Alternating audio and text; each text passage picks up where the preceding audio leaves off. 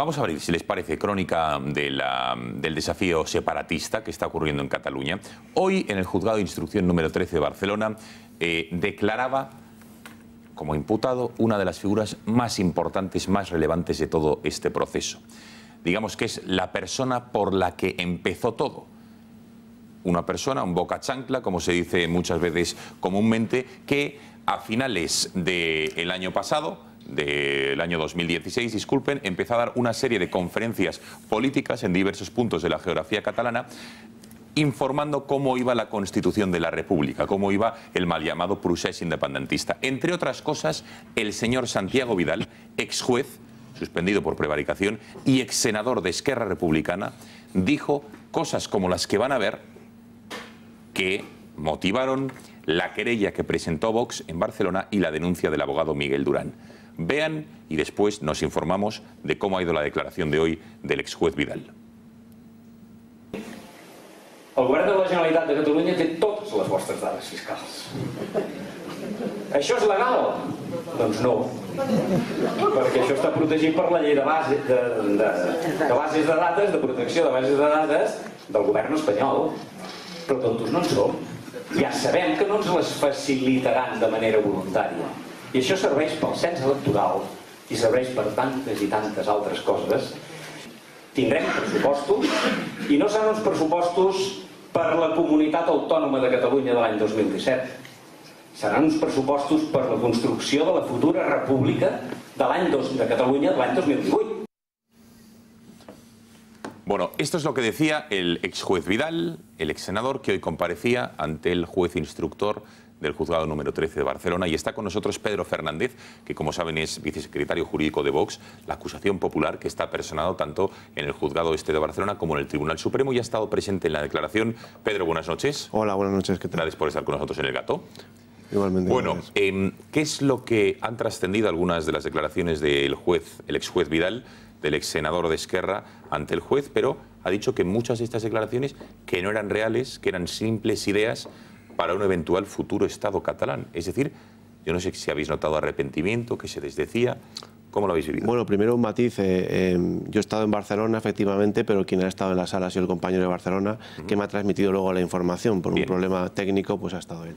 Bueno, lo que me transmite es que la declaración en el ámbito, lo que es el aspecto común de ambas declaraciones, es que intentan salvar su situación procesal, básicamente. Luego, a partir de ahí vienen los matices. En el caso de Vidal, el señor Vidal, me traslada el compañero que primero ha estado en una actitud arrogante, e incluso me ha añadido el calificativo de vacilón ante el juez, que la sensación que siempre ha dado, sin utilizar la palabra, es que él siempre hablaba o quería dar a entender que estaba por la ruptura unilateral, sin emplear la expresión. Y finalmente, en cuanto a las manifestaciones que dieron origen a todo el procedimiento, lo que dice es que efectivamente él hablaba en futuro, que se le entendió mal, que no estaba hablando en presente en el sentido de que estaba recabando datos o que de alguna manera estaban ya destinados 400 millones de euros a realizar ese tipo de actuaciones, ¿no? Que estaba pensando en una situación de futuro que podría de alguna manera darse esa... recabar esos datos y destinar ese dinero a esa estructura. Pero entonces, Pedro, ¿a quién creer? ¿Al Santiago Vidal, que de una manera tan ufana durante esos días, a final del 17, en diversas conferencias por la geografía catalana, decía y anunciaba bombo platillo, bueno, incluso lo de los jueces, que tenían una lista de todos los jueces en Barcelona, cuáles eran claramente independentistas y cuáles no, y anunciaba incluso purgas, este que ha dicho lo de los datos fiscales, etcétera, etcétera, o el de hoy? Lo digo porque, claro, ya estamos empezando a acostumbrar a los cambios de versiones, ¿no? Claro, efectivamente. Por eso decía al principio que lo que se está haciendo ahora es intentar salvar su situación procesal. Esto se está produciendo con mucha frecuencia, tanto en el Supremo como en el Juzgado de Instrucción 13. Lo cierto es que a lo que yo me creo y lo que creo que debemos creer son los informes de la Guardia Civil y todas las pruebas documentales que se están recabando. Eso no es interpretable, eso es objetivo. Es decir, cuando se han destinado millones de euros a una serie de gastos, de partidas que no están justificadas de lo que es dentro del presupuesto y que van encaminadas a realizar una votación el 1 de octubre, pues indudablemente yo me creo la documentación y las pruebas que hay en las actuaciones. No me creo esta declaración, entre otras cosas, porque va buscando salvar su situación, a pesar de que el estilo con el que se ha expresado parece ser que no es el más adecuado en un juzgado. Xavier, ¿te sorprende este cambio del ex juez Vidal, del ex senador? Bueno, encaja en una línea de defensa, todas las líneas de defensa son tal. Lo que pasa es que en el relato de lo que él iba contando en Reus, creo que fueron esas grabaciones, eso es pues, el relato de un conspirador que quiere dar un golpe de Estado y que, mira, aquí tenemos 400 millones distraídos del dinero público que dicen que les hace falta y que los hemos sabido apartar, tenemos la lista, sabemos cuánto declaráis, todos los catalanes, que pensáis que somos tontos, este tono arrogante, chulesco, de un tío que por la noche, por el día impartía justicia con las puñetas y la toga y por la noche escribía la Constitución de la República Catalana. Eso le costó salir del mundo judicial, pero es que Esquerra también le echó del Senado. Y le echó porque es un bocas, porque fue y contó. Gracias a que él fue y contó, supimos que efectivamente había un plan en marcha, del cual a mí me parece que Santiago Vidal es un eslabón menos importante que el otro que ha pasado por los juzgados, Carles Viver Pisunyer, que tuvimos la gentileza, este Estado opresor, tuvo la gentileza de nombrarle miembro del Tribunal Constitucional, y ahí estuvo pues, 10 años, más o menos, 10 años allí, ¿no? Y gracias a una grabación de una conversación suya con la secretaria, porque claro, cuando eres tan valioso para la causa INDEP, no se supone que vas a ir a trabajar a las 9. Entonces la secretaria le llamó a eso de las 11 y le dijo, oiga, que está aquí la Guardia Civil, ponga en marcha el plan B. O sea, había un plan B en previsión de cuando el Estado reaccionase. Ambos los dos, en su condición de juristas, pues conocen las leyes que juraron ambos los dos defender, la Constitución española, y que se han ciscado en ello. Han engañado al Estado completamente y han demostrado que había un plan conspirativo que tendía al golpe de Estado. A partir de ahí pueden contar misa, pero está grabado. Las dos cosas. O sea que, en fin, nosotros no tenemos duda de que son los autores intelectuales del golpe de Estado. Así lo vamos explicando donde nos dan, donde podemos decirlo, ¿no? Incluso en los tribunales, ¿no? Son los autores intelectuales. Lo que pasa es que, más allá de todo este razonamiento, que yo estoy totalmente de acuerdo con él, yo lo que veo ahí es el retrato paradigmático del independentista, que con mayor o menor responsabilidad, en este caso con una gran responsabilidad, siente que el Estado no existe. Siente que puede decir lo que sea en un foro abierto, con cámaras, con móviles, en la era digital. Eso quiere decir con gran irresponsabilidad, ¿no? Y con sensación de impunidad. Sí, pero no solo de impunidad, sino de una conciencia absoluta de que están por encima de que están por encima de que el Estado no va a resucitar, o sea, a resucitar. Y en ese momento, sobre todo, y hasta hace muy poco, incluso ahora todavía, estaba en una especie de letargo en el que era incapaz de reaccionar. Entonces, no creían en la reacción del Estado. Pues no ni siquiera. El Estado. Y por tanto, no es que no reconocieran el Estado, es que sentían que el Estado no estaba presente, claro, no iba a hacer nada y que además les iba a permitir seguir hasta el último momento con la esperanza de que. Incluso estando en sus manos no ocurriera nada, ¿no? Entonces, Cristina, han confundido el Estado con el gobierno. Es que han confundido el Estado con el gobierno. Totalmente, totalmente. Ahora, yo recuerdo las palabras de Jordi Sánchez, de este sujeto mafioso con lazos directos en su pasado reciente, en mítines pues, proetarras, etcétera, etcétera, con conexiones totales reconocidas y muy recogidas en la hemeroteca, que se atrevía a decir que no iban a haber suficientes jueces en España para juzgar a todos los separatistas que llevaran esto adelante, como si fuera una especie de tsunami imparable, ¿no? Ahora, a mí lo que más me preocupa es que cuando queremos capitular o hacer un resumen de lo que nos ha costado todo esto, incluso, oye, ciñéndonos únicamente al referéndum al 1 de octubre o la campaña que se hizo previa, somos incapaces de computarlo. Y a mí me gustaría saber si vosotros, al manejar estos datos, sois capaces de dar un cómputo total, más o menos aproximado, de cuántos millones de euros nos ha costado. Pues ahora mismo eso es imposible, entre otras cosas porque la línea de investigación de lo que ha costado todo este proceso está abriéndose ahora mismo. Lo comentábamos el otro día cuando estuve aquí y se me invitó que de alguna forma las líneas de investigación que están abiertas con respecto al servicio de blanqueo de capitales, el fondo de liquidez autonómico, ahora mismo se están dando los primeros pasos. Hoy se ha conocido también que una de las piezas que quedaban secretas en el juzgado de instrucción 13 tienen relación también con el asunto de los presupuestos y los pagos que se han hecho, por ejemplo, a la empresa Unipost, que parece ser que las cantidades son millonarias. De hecho, una anécdota, nuestro procurador en Barcelona me decía: Pedro, tengo aquí kilos y kilos de documentación, a ver cómo hacemos para mandaros esto, ¿no? Entonces, ¿y qué había en esa documentación? Pues en principio se supone que son facturas de Unipost y habrá que ver quién ha pagado esas facturas y de dónde ha salido el dinero, ¿no? Que esa es la segunda parte. Entonces, ahora mismo no se puede cuantificar lo que se ha dedicado a todo este proceso, es imposible. Pedro, una pregunta. ¿Hay alguna duda después del auto del juez Suñer, del responsable de instrucción número 13 de Barcelona, de que con el dinero del FLA, del Fondo de Liquidez Autonómica, como él dijo, se pagó parte del proceso del referéndum independentista del 1 de octubre? Lo digo porque desde el Gobierno primero lo negaron tajantemente Mariano Rajoy, después María Dolores de Cospedal, y luego ya no eran tan tajantes. ¿Tenéis alguna duda en Vox? Bueno, lo que ha ocurrido es que esa noticia salió a raíz de la impugnación que se hizo por uno de los investigados a la personación de la Abogacía del Estado en el juzgado de instrucción 13. Ahí saltó el tema del FLA, en el auto famoso. A raíz de eso, lo que se ha pedido al Ministerio de Hacienda es que certifique las cantidades y certifique el destino de esas cantidades que se han dedicado por esa vía.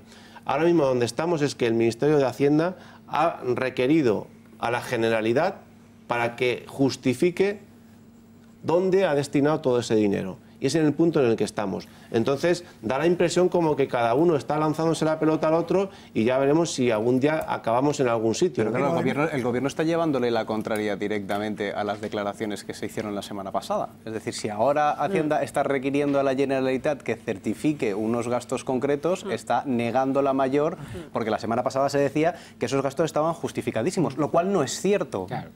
Pero salvo facturas falsas. Sí, pero Vamos a ver, en el Congreso de los Diputados hace unos cuantos años había una formación que se llamaba UPyD que exigió al gobierno una reforma para que los fondos de liquidez autonómicos fueran de alguna manera finalistas. Es decir, tú me presentas para qué quieres esos fondos y yo te los apruebo en base a esa necesidad. Y hubo, por parte del Partido Popular y por parte del PSOE y por parte del resto de formaciones con representación nacional autonómica, dijeron que eso era una verdadera locura. Entonces, a mí me sorprende que en el momento en el que salen directamente todos estos datos y te dicen vamos a ver qué es lo que ha pasado aquí, el gobierno asegure tajantemente que esos fondos no se pueden haber utilizado para esto, ni un solo euro, porque resulta que estaba todo justificado y ahora Hacienda requiere que se certifique. Pero es por favor, es por ir como gilipollas. Perdón, es por ir por dos motivos. Es por ir por dos motivos. En primer lugar, porque las facturas que con el Fondo de Liquidez se hayan pagado, claro, obviamente el concepto no va a ser golpe de Estado o referéndum ilegal, no. El concepto será servicios varios. Quiero decir con eso que cualquier factura que se haya pagado para ayudar al golpe de Estado, obviamente su concepto será algo distinto que golpe de Estado. Y en segundo lugar, porque estás financiando a una administración mientras eres consciente de que esa administración está desviando fondos a promocionar una rebelión, una sedición, un golpe de Estado. Quiero decir, es como si a mí me pagas la comida de mis hijos, con lo cual me liberas para yo dedicar el dinero que iba a dedicar a la comida de mis hijos y dedicarlo a delinquir. Eso es lo que está sucediendo. Mediante aplicación de partidas difusas o no difusas, a fines no previstos por ellas. Se está produciendo en primer lugar y en segundo lugar todo el mundo sabe que las modificaciones presupuestarias, sobre todo dentro de los mismos capítulos presupuestarios en la administración, se pueden hacer. Lo que quiero decir es que sean directamente con fondos del FLA o no lo sean, el gobierno español, el Estado español ha estado financiando el golpe de Estado desde hace más de un año. Pero no solo, así de rotundo. Pero no solamente un momento. Ahí la intencionalidad es la clave. Una cosa es por falta de herramientas para vigilar y otra cosa es que fuera consciente de que esto se estaba produciendo. No, lo digo porque esa aseveración, ese titular, el gobierno español ha estado financiando al golpe, claro, si no se matiza, eso es lo que quiere decir Asís, das a entender a lo mejor que directamente que la responsabilidad por no haber vigilado, estarás conmigo, Xavier, por las facturas falsas o lo que sea, es gravísimo. Eso es. Desde el punto de vista jurídico hay dos cosas. Primero, como muy bien apuntaba Asís, el gobierno es responsable directa o indirectamente del dinero que se está dando a las comunidades autónomas y que además, si no lo ha controlado, porque hay otra cosa más. El único supuesto de control de oportunidad que sobre el ejercicio de competencias entre administraciones públicas se prevé en nuestro ordenamiento jurídico es cuando tú bien delegas una competencia a otra comunidad autónoma, es el caso, por ejemplo, del artículo 7.3 de la Ley de Bases de Régimen Local, que, por cierto, habría que hablar mucho de esta ley, de su artículo 61, con respecto a algunos municipios que están haciendo algunas cosas que no deberían estar haciendo. Y el único supuesto de control de oportunidad es cuando tú cedes competencias o das dinero, entonces, claro, si das dinero tendrás que fiscalizar qué estás haciendo con ese dinero. En cualquier caso, se haya pagado el golpe de Estado o no se haya pagado el golpe de Estado con el FLA, que, hombre, hay un fumus mali juris de que efectivamente algún dinero público se ha utilizado para el golpe de Estado que venía procedente del FLA. En cualquier caso, lo que está clarísimo es que se ha incurrido en un delito clarísimo de malversación de caudales públicos. Porque se han utilizado fondos públicos para competencias que no tiene la Generalidad de Cataluña y para sufragar un golpe de Estado. Pero no es clarísimo. Pero era clarísimo en el 9N cuando la Fiscalía sacó que no sabemos por qué, por arte de Birle y Birloque, la Fiscalía sacó el delito de malversación de caudales públicos, que era un delito íncito al delito de desobediencia y de prevaricación por los que se estaba juzgando a esos señores, y está clarísimo en este momento que ha habido una malversación de caudales públicos. Pero no solamente eso. Vuelvo a lo de Asier. Mira, no solo en estos 4 meses el 155 ha sido un coladero para de nuevo volver a malversar dinero público. ¿Qué está pasando? Vamos a ver, ¿quién paga el sueldo del mayor trapero? Si el reglamento de los Mossos de Escuadra dice que así que te imputan tienes que abandonar cautelarmente a espera de sentencia al cuerpo y que no tienes derecho a percibir el salario, cada mes, y van 4, que este señor cobra, alguien se está pasando el reglamento de los Mossos en favor. ¿Y los directores generales? ¿Y los directores generales que todavía siguen activos? Empezando por si quieres el mozo que se fue a Bruselas a acompañar al señorito Puigdemont. Claro, es que es un euro demuestra la misma voluntad que 100.000 o que 1 millón. ¿Y qué demuestra eso? Pues que el gobierno sigue en la tesis de que esto se arregla con dinero, así nos entretuvieron 2 años, que esto se arregla negociando, así nos entretuvieron casi otros 2, y al final hemos ido a donde hemos ido, porque no se tomaban en serio esto de que esto era un golpe de Estado. Y que lo que pasa gastando en vino. Y por cierto, algo de vino debió beber este hombre. Lo que pasa es que estamos hablando solamente de lo gastado del 1 de octubre y de la campaña del 1 de octubre hasta ahora. Y desde luego no es así. Nos olvidamos, o no nos olvidamos, pero conviene recordarlo, de todas las estructuras paralelas que se han ido montando a lo largo de estas décadas, que estaban destinadas a la construcción de una nación nueva. Es decir, las embajadas. ¿Qué comunidad autónoma tiene un ministro de Interior? ¿Qué comunidad autónoma tiene un ministro de Exteriores? ¿Estamos locos? Y desde luego estáis hablando ahora de la policía. De Interior lo tienen todas. No, un consejero. Un consejero interior, las comunidades autónomas que tienen transferidas competencias en materia de Exteriores no, pero de Interior todas. De Interior no la tienen todas. Una que no lo tenga. Tienen policía. De Interior, pues País Vasco la tiene. Cataluña y Navarra. Son las tres nacionalistas. Bien, fenomenal, pero las tienen. Las 3 nacionalistas. Hay 17. Hay consejerías. 17 has dicho, no son todas. Todas las consejerías todas las comunidades autónomas tienen consejería de seguridad. La de Madrid, en la cual... En Madrid hay consejería del Interior. Es más, si os digo quién fue consejeros, quedaríais alucinados. Voy a ser Granados. Pues fíjate, si es que vamos. Pero es una consejería interior que no es igual a las consejerías. No tiene nada que ver. Pero lo que dice Cristina, estos señores no viajan al exterior para hacer apología del golpismo ni el separatismo como si fueran jefes de Estado. Es decir, vamos a ver, el señor Comín, todavía fugado, antiguo del Partido Socialista, el verano pasado estaba en una barbacoa de su pueblo de Castells con amigos, riéndose y presumiendo de las estructuras paralelas que se estaban construyendo con la desviación de los fondos de liquidez autonómica. Pero no solo paralelas. Las más graves no son las de fuera, son las de dentro, porque en localidades de 10.000 habitantes se ha construido ya la Agencia Tributaria Catalana. Sí. Está ahí, la podéis fotografiar. Y eso, dice, ¿eso con quién contaron? No, con nadie. Ellos ya han comprado los terrenos, ya han hecho las obras. Hay un plan para nombrar, que será de lo primero que haga el futuro gobierno de la Generalitat, 900 plazas para cubrir esas oficinas de la entelequia, de la Agencia Fiscal Catalana, que ellos dan por hecho que en la primera negociación para solucionar lo que sea, la van a acabar imponiendo. Pero si me permitís un ejemplo, es que todos los departamentos, en realidad de la Generalidad de Cataluña, están destinados a la construcción de la nación catalana. Yo solo ilustro con una anécdota que he contado varias veces en medios. Yo en el año 95 era buen amigo de altos cargos de la Generalidad de Cataluña y uno de ellos en concreto, por ejemplo, que era del ala más bien moderada de Convergencia, estaba en un alto cargo, era director general de un alto instituto en el área de educación y cultura. Y me decía, mi labor es construir la nación catalana del siglo XXI. Estoy hablando de hace 20 años. Esto era así y se ha ido creando, entre comillas. Lo dicen los profesores, no ni siquiera los jerarcas. ¿Qué ocurre? Que esa impunidad de la que hablaba Cristina es una impunidad que se ha ido construyendo en todo.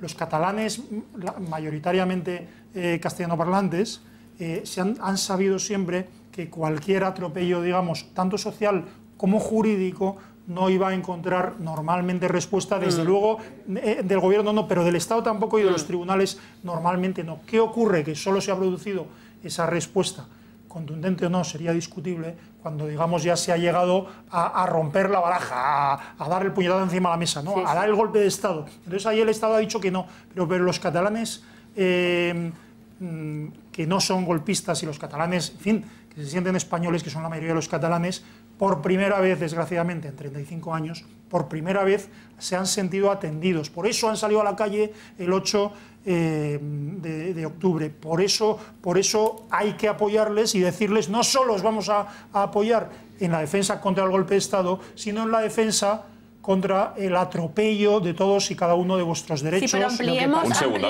ampliemos vamos a aprovechar, Pedro, que está muy bien al resto de España. Un par de cuestiones más. Con la declaración de hoy se ha abierto una semana muy interesante a nivel judicial, tanto en el Juzgado de Instrucción número 13 de Barcelona como en el Tribunal Supremo, donde en los próximos días va a tener que declarar Artur Mas en el Supremo, Marta Rovira, que es la número 2 de Esquerra Republicana, la señora Pascal, la número 2, digamos, de Convergencia, Ana Gabriel, la exdiputada de la CUP, todos ante Llarena. Esa sí la encuentran. Sí la encuentran. ¿Dónde está, por cierto? ¿Se sabe dónde está? ¿No? Venezuela, pero no se sabe bien. No se sabe. Y Mireia Boya también mañana, que es...